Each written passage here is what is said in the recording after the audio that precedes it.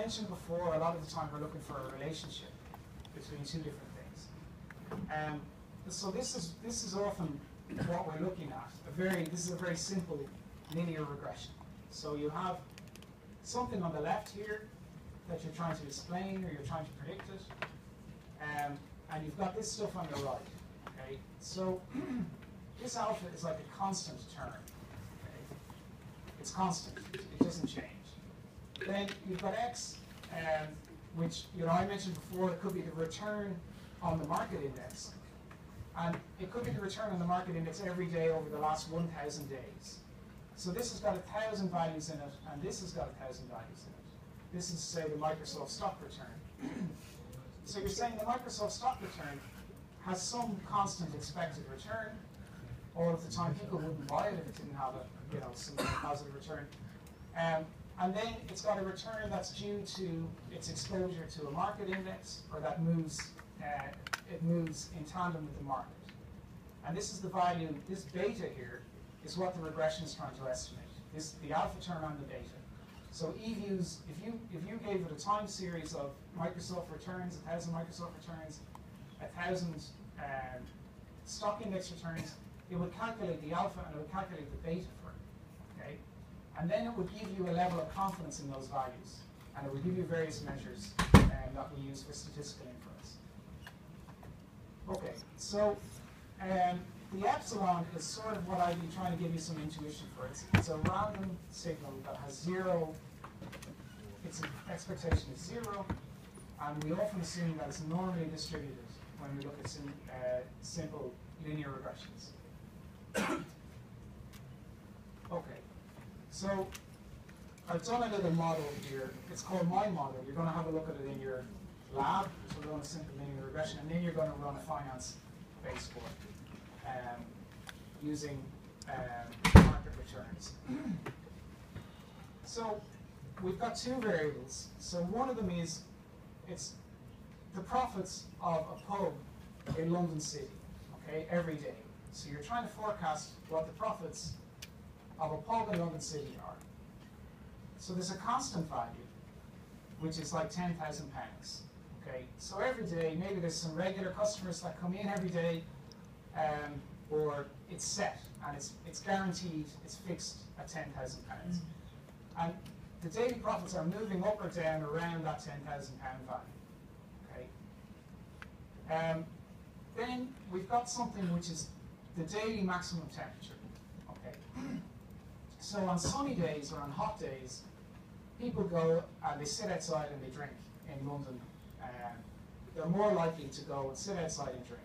Okay, so pubs in London, they actually buy weather derivatives to insure themselves against bad weather, because their profits depend on the weather. So let's say you have this hypothesis and you say, okay, I'm doing a paper and I'm going to examine what affects the profits of pubs in London. One of the things I think that affects it is the weather. How am I going to test that? Okay. So you would run a regression, and you would say, okay, the profits of the pub are Y, and the daily temperature or the maximum temperature on the day is the X, and you would stick it into E-views, and E-views would calculate this constant term, which is, as I mentioned, is the part of the pub's profits that are constant, and then the part of the pub's profits that depend on the weather. Okay. And what it's going to do is try and calculate this beta term that when you multiply it by the temperature, gives you the profits due to the temperature. Okay? Now there's a random, that epsilon there is random noise. So there are things that affect the profit that are random. You can't predict them. Okay? So they're not constant and they're not due to the temperature. So in this example, I'm just adding in the sum of 10 coin flips to add in a random element. Okay. In real life, what could that random element be? Well, it could be anything. So it could be randomness in the stock market. So you've got traders, they're betting on the stock market direction. If it's up and they're long, they make a load of money, they go drinking. If it's down, they lose a load of money, they don't go drinking. Okay. So trying to predict whether the market goes up or down on a particular day is next to impossible. It's a random signal. So there's things that are not predictable, they're not forecastable, and you treat them as a random variable. Okay, they should have zero expected value, because in this context, if the value wasn't zero,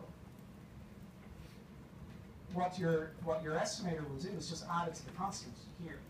Okay, so instead of assigning any non-zero value to the random term, it'll add it into the constant. Okay, so your constant value is normally assumed to be of mean zero and normally distributed. So that's just an example of how you can actually construct or build a variable, and then if you run it in eViews, see does it pick out the same example. So I'm going to generate this data, okay, and put it in a spreadsheet. You're going to load the spreadsheet into eViews, and you're going to see, does eViews calculate, does it assign 10,000 to alpha, and does it assign 100 to beta here? So does it find the value back? So we never are in a position in finance or economics where we know how the data was made. Normally, you have the data and you're trying to figure out what the model was that made it. Nobody knows, okay? Or it's very hard to. You can, in time when it's too late to trade it, or retrospectively, you can say the market return on a particular day was whatever, and the stock return was also what.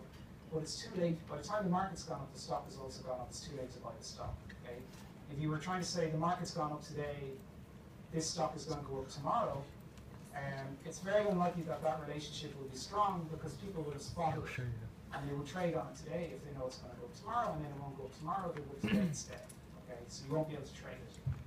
So it's very hard to forecast things in financial markets, particularly things that you can trade, because everybody's doing it.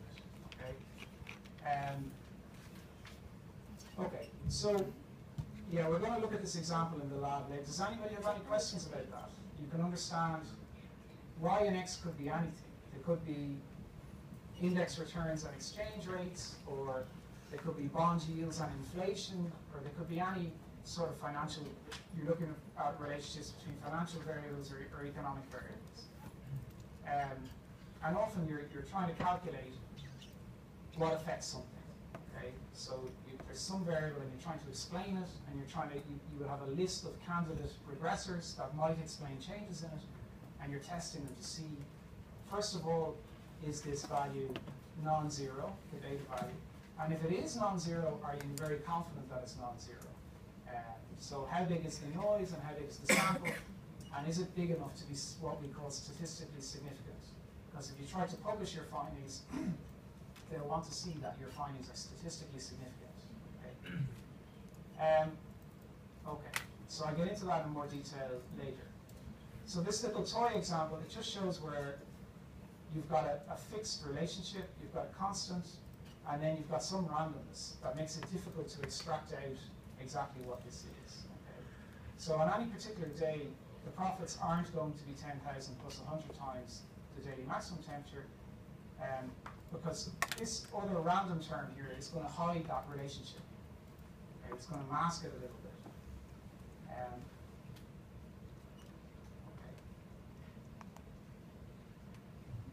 Okay, so problems with financial data. So a lot of these techniques, they're mathematical or statistical, and people often kind of consider them as being appropriate to physics or science. This isn't a science, okay? So, I mean, finance and economics, it's a social science. So you never know what the correct model is. You can only guess, and it's rarely clean enough that you can be absolutely sure what a model is, okay? Because there's issues with financial data. So one of the things is that returns are not normally distributed. So when you try to figure out is your coefficient significant or not, you have to take account of the fact that when we do statistical inference, if you use a standard deviation based on a normal return and your noise isn't normally distributed, your statistical inference might be wrong. Okay, so you might be less confident than you think you are. So financial data, more extreme values are more likely than you would get under a normal distribution. So if you look at this normal distribution, actually looking at financial returns, this left tail here will be higher. So more extreme negative values are more likely when you look at the distribution of financial returns due to market crashes. So there's a number of reasons for that. People use leverage, and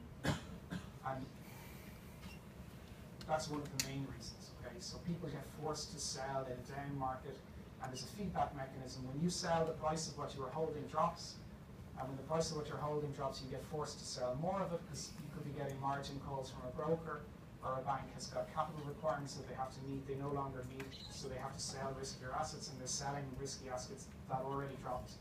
And when they sell them, they drop further, and that causes their capital to drop further, and there's a feedback loop. So negative returns are more likely, or extreme negative returns are more likely than positive ones. Okay, so when you're dealing with data, unfortunately you have to deal with financial data, and you have to test for all of these problems with the model that you're using and show that you address them. So a lot of econometrics is actually, it's not fitting a model, which is easy.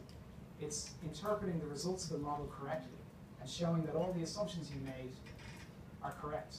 If you say this is 99.7% confident, I'm 99.7% confident this is the right value, and people say, oh, but you're assuming a normal distribution and your returns aren't normally distributed. Actually, your confidence should be 80%, because under a different distribution, those more extreme values are possible for the noise. Okay? So there's often a very high signal to noise ratio as markets appear mostly efficient. So that should be very low signal to noise ratio. Okay? So the amount of signal that you get in financial markets is low relative to the amount of noise that's in the market. And it takes time for something to become statistically significant, and by the time you're confident of a relationship, the chances are that that relationship has changed, because the financial markets are dynamic. So people are trading things all the time, and when something starts to work, more people trade it, and more people start doing it, and it becomes less profitable, and the relationship changes and it disappears. And by the time you figured it out and it's become statistical in your model, it might stop working. So it's a bit of a disaster, and that's competitive markets. You know, the financial markets are highly competitive, and there's very smart people working on models, and they're very smart people. You know, like the top quantitative people gravitate to the field because there's so much money to be made. Okay, so often we do not know if the model is correct and if we have all of the relevant variables. So when we were estimating pub profits earlier, there's all sorts of other things that might affect the profits that we haven't even thought of. And they'll make the noise here, when we go to estimate it, the noise won't quite be correct. It won't quite be random, because there's something non-random in there that we haven't included in the model, and it's affecting profits. And we haven't thought of it. We haven't included it. You know, so it could be things like, is there an exhibition on that particular day? If there's an exhibition on nearby in London, there's more people going there, and the profits are going to be higher. Okay, so that's a non-random term that it doesn't fit into this model, and it's going to be lumped in here when eViews goes to estimate the model. It will lump in the effects into this epsilon term, or attribute them to this epsilon term. And when we analyze the epsilon term, we figure out that it's not quite as it should be. It's not. It doesn't look like real noise. There's something else in there that's like a signal, and our coefficients will be biased. So these are the problems. You never know the real model. Nobody does. Nobody. You can never be. You need a computer probably the size of the universe to accurately forecast everything, if it's even possible. So you don't know if your model is correct or if you've all of the relevant variables. Okay? And yeah, the markets are dynamic. By the time you use your model, it could be wrong, which is quite sad. It makes you can spend a huge amount of time in research and design, researching a particular market, you get something that works, you're very excited, and then you go live with it and it works for a while and it stops working. Okay. And every night while you're waiting or you're looking at it, or every day, you don't know, is it going to change? You can't be confident. Is this particular strategy works? It worked historically. Will it work today? Will it work tomorrow? Will today be the day that it stops working? Will today be the day that the relationship breaks down? Nobody knows. Okay, so that's financial markets forecasting and dealing with financial data. It's quite stressful. Okay, so the type of problems, we touched on a couple. So you're not likely to be predicting pub profits in your master's thesis, but some people do come up with some rather strange topics for their master's thesis. But normally, you should look at the financial literature and journals and what people in academia are researching. So testing whether financial markets are informationally efficient. So if today's stock price predicts tomorrow's stock price, or today's index level predicts tomorrow's index level, that's not efficient. You could actually trade that. You could say, oh, if the index is up today, I'll buy it, and it's going to be up tomorrow, and I'll make a little profit. So, as I said before, if it was that easy, and if things looked like they were that predictable, what would happen is that everybody would buy it today because they know it's going to go up tomorrow, and because they bought it today, the price would go up, and the return from close today to the close tomorrow wouldn't be positive anymore because the price would already have gone up and adjusted for that. Okay. So testing whether CAPM or APT represent superior models for the determination of returns on risky assets. So the CAPM is the capital asset pricing model. I don't know if you've all covered that. It's basically a way of predicting returns on stock based on the level of exposure the stock has to the market. So the idea is that only non-diversifiable risk is rewarded with a return, and the only non-diversifiable risk is the market return. And so CAPM calculates the return on a particular stock based on its level of exposure to the market. So if it's got a low exposure to the market, if it doesn't move in sync with the market that much, it's less risky. So I mentioned pharmaceutical companies and maybe utilities would be another one. If it's following the market exactly in lockstep, if the market's up 5% tomorrow, the stock is up 5% tomorrow, it has a beta of 1, and it's got an exposure of 1 to the market. And some stocks can have higher than 1. So if the market goes up 5% tomorrow, the stock might go up 7%, but if the market goes down 5%, the stock goes down 7%. So it's magnifying the volatility in the market. And those should give a higher return than the market. Okay. APT extends the capital asset pricing model in that it adds more factors. So instead of just having the market index, you could have an oil index, you could have an aeronautical industry index, you could have an index for all sorts of risk factors, okay, or a list of risk factors. Okay, so measuring and forecasting volatility or the volatility of bond returns, that's another example of something you might do, or an econometrician might do.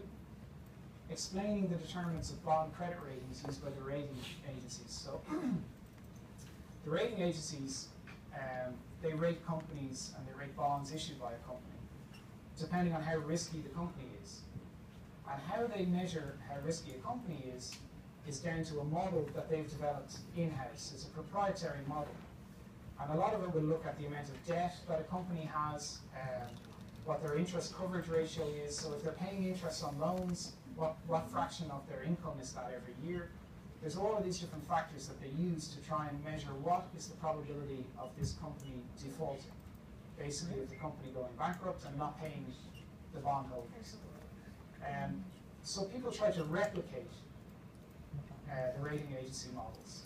Okay? So you can kind of data mine and try and fish around and come up with a model that behaves in the same way as their models. And what's the advantage of that? Well, if a rating agency changes the rating of a company, suddenly it becomes more expensive for the company to borrow, the yield goes up on the company's bonds, and the price of the bonds drop, okay? And vice versa. The opposite effect can happen, and the price of the bonds can go up, okay?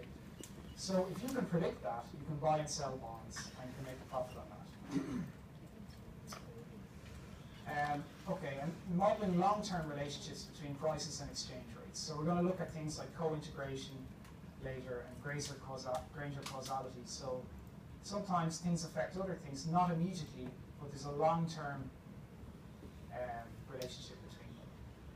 So an example that I'll give you later in the lecture about co-integration is a man taking his dog for a walk. You know, if you look at whether the man walks left or the man walks right, the dog might go in the opposite direction, okay? But when they leave the house, they're together, and when they come back to the house, they're together, okay? So you can predict that they're both, they may get separate, but they're going to come back, okay, sooner or later. So in the short term, they don't look like they're correlated, but over a longer period, they are correlated, okay? Or the difference between the two of them, or the position of the two of them is going to converge down to zero. So there's models for measuring that, and we're going to cover some of them in the lectures and in the labs as well. Determining the optimal hedge ratio for a spot position in oil. So there's an example in the book of that. Someone has done a paper on that, and they've used a simple regression. Testing technical trading rules. So I work on some of that with another guy in the department. We look at technical trading rules, and their change over time, over about a century, and then testing various hypotheses, so that earnings or dividend announcements have no effects on prices, and testing which market reacts more rapidly to news. So often the futures market leads the spot market. Options markets lead the underlying equity. So if there's options on an index or on a particular stock, the option price often changes before the price of the underlying. So in general, the bigger the market or the more liquid the market, the faster it is to change. So it can be counterintuitive when you have derivatives or things that depend on a spot price or an underlying share, and they change before the share does. It just means people in those markets have got the same information. They've acted more quickly, okay? Or they're quicker acting agents. Okay, and forecasting correlation. So in general, you can see there's all these different relationships in finance and financial markets and economics, and people are trying to either explain them, looking back, they're trying to explain why something behaved the way it did, or they're trying to forecast it going forward. So either they can avoid risk, or they can make a profit by trading something. So normally you have some kind of a theory that you're trying to prove or disprove, and you set up an experiment with real data, and you look at the relationships between the time series in those data sets. Okay, so there's different types of data and notation. We're mostly going to be looking at time series data. So time series data is just, if you look at a stock return, every day there's a return on a share. If you own the share, it's either up or down, and either it goes up 1% or down 1% or whatever. And every day that figure, plus 1%, minus 1%, that creates a time series over time. So if it's daily, it's just what it went up and down each day. If it's weekly, you'll have one value for the end of every week, how much it changed over the previous week. If it's monthly, it's the same, it's how much it changed over the previous month, or yearly. So you're looking at time series data, and what's important there is to line up the time series. So if you're looking at two different variables, you want to make sure that the days are correct. Okay, so if you download the data from one data source and data from another data source, you need to make sure that they're synchronized, and that you haven't all set them somehow. So maybe maybe I need to stress it in the labs a lot. But last year, I had one group who submitted their coursework, and what selected as the index. So one part of the assignment is to run a regression against the Fama-French factors. One of the factors is the US market. So it's an average of all the stocks in the US market. And they selected a US index to run against that, which isn't very interesting because you're basically running the same thing against itself. But they got a correlation of -1, okay, which was, you would expect the correlation to be 1 of the US market index with the US market. They got a correlation of -1, and they didn't notice that anything was funny about that, okay, or strange. So I'd just say be careful about your data and try and figure out what makes sense when you're doing so. Don't just do something and go through the motions. Try and think, if I'm regressing a US market index against the US market, you know, they should be correlated more. They shouldn't be negatively correlated with each other. It's the same thing, okay? What they had done was they calculated returns in the wrong direction. So instead of calculating yesterday's value over, or today's value over yesterday's, they calculated yesterday's over today. So they were going backwards in time and calculating return backwards and got a value of -1. Now, the reason I'm saying that is that, you know, if I get that, someone submits that and I get that, immediately it shows you're at a very, very weak level, okay? Because you haven't even checked your data, you haven't got any understanding of what you're running, you know. So you need to be careful at every step and just check things and make sure that the data lines up. The other thing is people were submitting things, and in eViews, this epsilon value, which is the residual of a regression, it can plot it out for you. And people have plotted it out. One group had plotted it out, and the epsilon had an average value of maybe 1% or something across most of it, and then there was a massive spike where it was something like 10,000. It was just, you know, so there was obviously a problem in their data, and they put a graph in, and they actually stuck the graph into the report and didn't even understand that there was a massive problem there. Okay, so you need to check everything and make sure that, you know, it all makes sense. Ultimately, you're trying to find a relationship here, or you're trying to explain something, and what you find or what you do, it should pass the common sense test that it makes sense. Okay. Okay. So I'm just telling you that just to try and get people to be careful, because once you submit something like that, there's no changing it. The marks aren't negotiable, and you can't actually appeal the marks. Okay. Yeah, so we talked about time series data. Then the other one is cross-sectional data, where maybe you're looking across a range of different stocks. So I said there's maybe 2,000, 2,500 companies that you can get stock returns on in CRISP, which is a data set of US stock returns. And maybe you would look across those different companies. So for you might be looking at specific accounting variables, like what their price to earnings was, what their earnings ratio, you know, different values like this, and you're comparing them across at the same time, across a particular month, across a big range of companies. So that's cross-sectional. So it's at the same point in time, but it's across a large number of companies. Okay. So again, you would get two things that look like time series there. You have 2,500 values for Y, 2,500 values for X, but instead of being for different days, they're for different companies.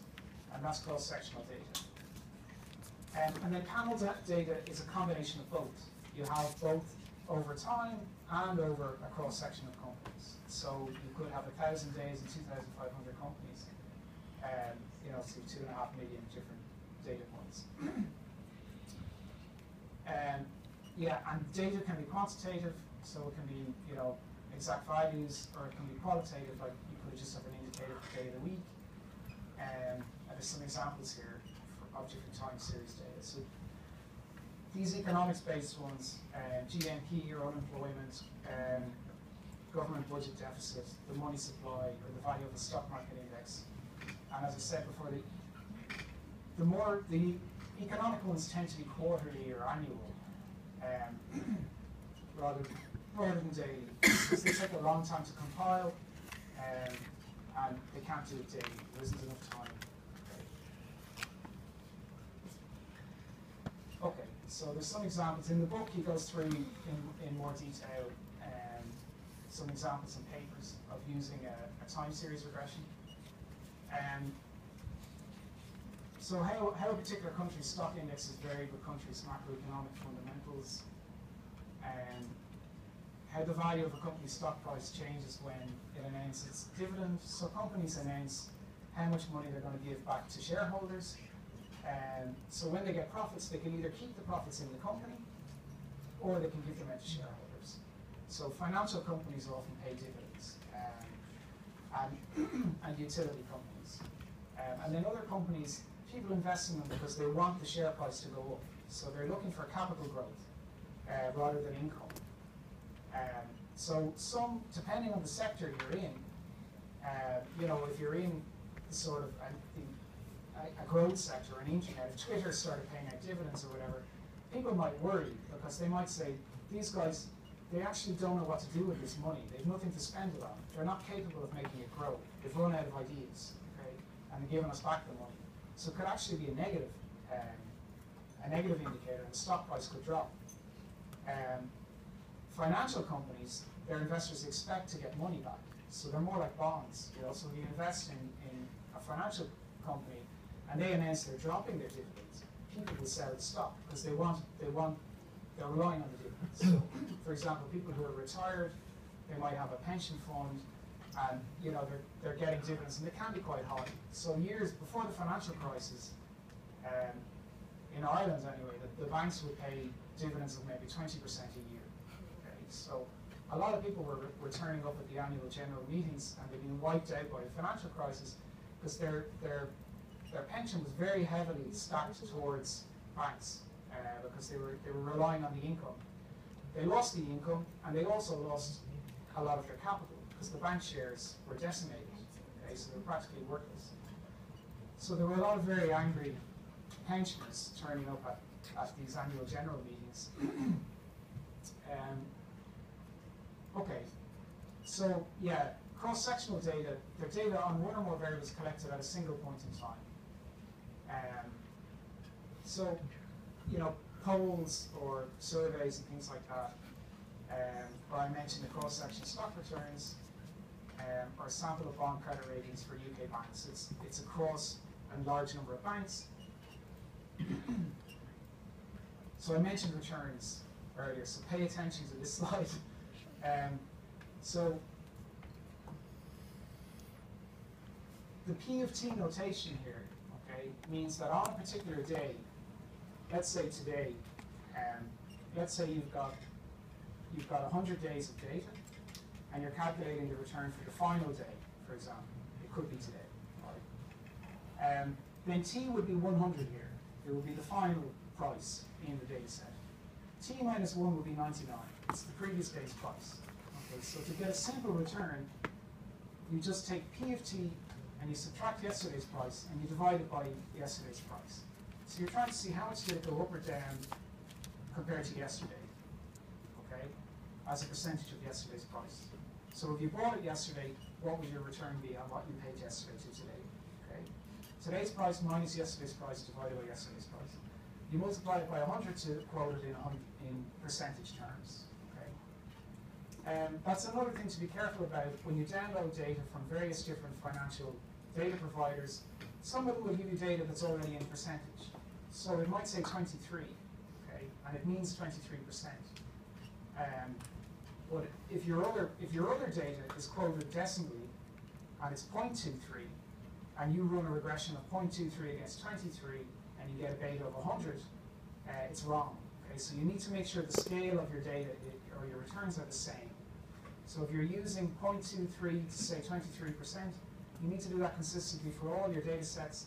If you're using the value 23, like an integer 23, for one data set, you need to do it for all of the data sets. They need to be on the same scale. Okay? Log returns, it's another way of calculating return, and it's commonly used in econometrics. Okay? And this ln here is just a natural log. So the opposite of ln is exponential, okay, exp. So if you get ln of the price today divided by the price yesterday, it will give you a log return. The log return and the simple return are very close to each other for small returns. Okay? For larger returns, they differ. Okay. So a log return is often it has some properties that make it more suitable for use in econometrics. If you think about the opposite of this, you're using exponential. Okay, so things that continuously compound grow exponentially. So if you think about a snowball, as you roll a snowball, if you were measuring the growth and volume of it, it's sort of exponential. If you wanted to get back to the original size based on the growth rate, you would use a natural log. So it's the opposite of exponential growth, calculating the return.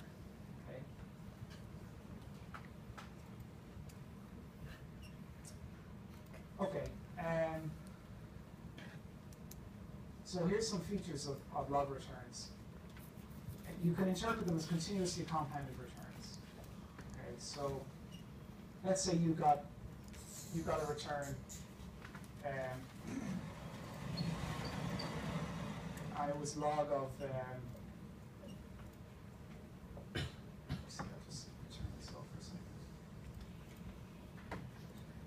let's say you got a log of pt over p of t minus 1, and you work that out.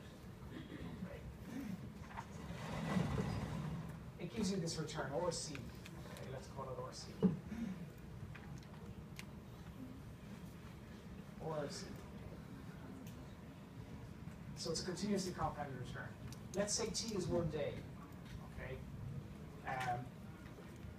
If you wanted to see how much the stock price would grow at the same return rate in 5 days, okay, you would just do exponential ORC by 5, and that would give you the correct multiplier. Okay, so you would multiply p of t minus 1.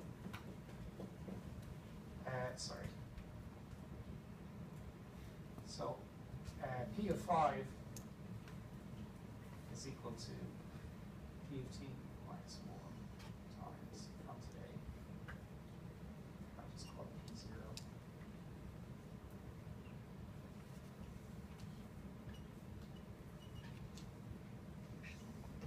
So it's what continuously compounded means is that you can apply it to any, you can use it for a week, for a month, for a year.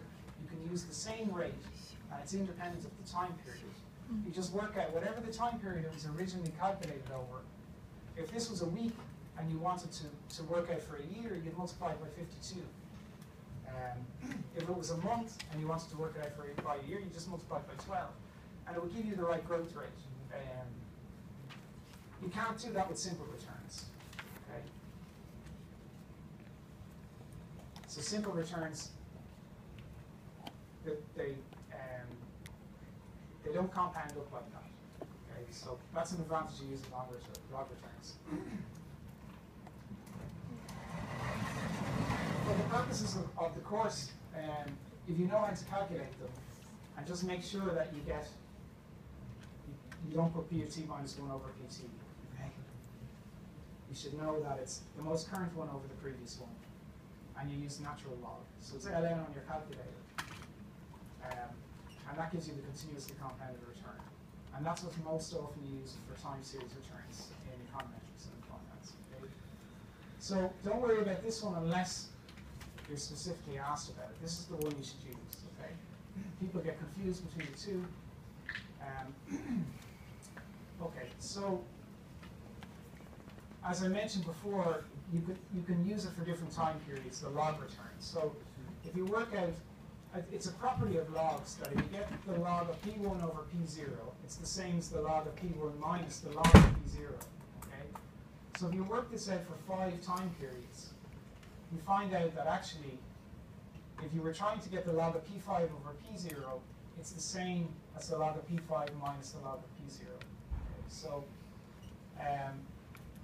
when you calculate 5 returns, a 5-day return, you can just use this log of P5 over P0. Okay? And that gives you the weekly return. So it's a way of calculating returns that's consistent across different time periods. You can use it for daily, weekly, monthly. Okay. So here's an example of exponential growth. So the log gets the inverse of the exponential growth. Okay? So if we change this equation, let's say you start with P with an amount of money called P. Sorry, let's say you start with an amount of money called P0. Okay? You start off with P0.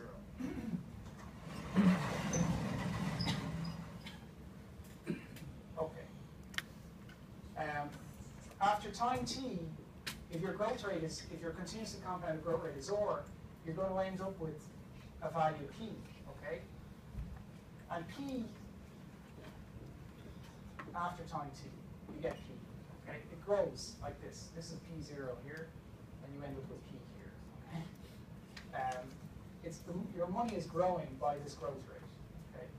And p is given by p0 multiplied by exponential of the return, the continuous return, times the time.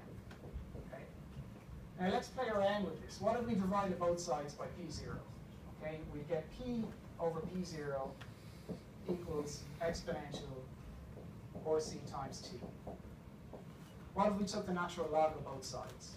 Okay, we get ln of p over p0 equals 4c times t.